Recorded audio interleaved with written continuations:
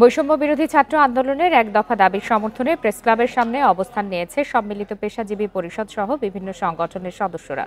এ সময় বিক্ষোভ মিছিলে তারা শিক্ষার্থীদের এক দফা দাবির স্লোগান দেয়।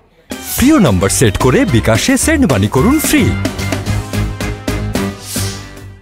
সম্মিলিত পেশাজীবী পরিষদের ব্যানারে সকাল 10টা থেকে প্রেসক্লাবের সামনে এই অবস্থান কর্মসূচিতে যোগ দেন বিএনপিপন্থী আইনজীবী, চিকিৎসক সহ নানা শ্রেণী পেশার মানুষ।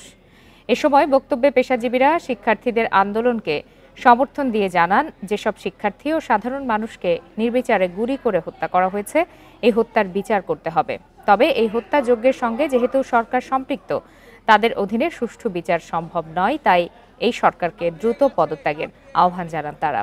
এদিকে নিরাপদ সড়ক চায় আন্দোলনের প্রতিষ্ঠাতা চিত্রনায়ক ইলিয়াস কাঞ্চন আলাদাভাবে নিজের সংগঠনের ব্যানারে বৈষম্য বিরোধী ছাত্র আন্দোলনের এক দফা দাবির সঙ্গে সমর্থনে অবস্থান নিয়েছেন।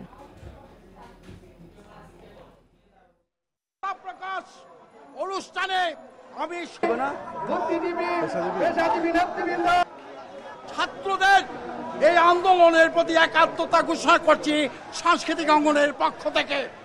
এখনই এই মুহূর্তে ক্ষমতা ছেড়ে দেন আর ছেলেদের বিচার করেন যাদেরকে হত্যা করেছে।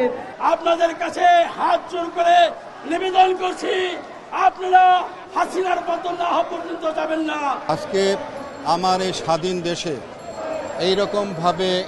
এইরকম একটা ঘটনা ঘটতে পারে, এতগুলো মানুষ বাংলাদেশের স্বাধীন বাংলাদেশের মানুষ আমাদের দেশের বাহিনীর মাধ্যমে এরকমভাবে মরে যেতে পারে, এটা কোনোভাবে মেনে নিতে পারি না।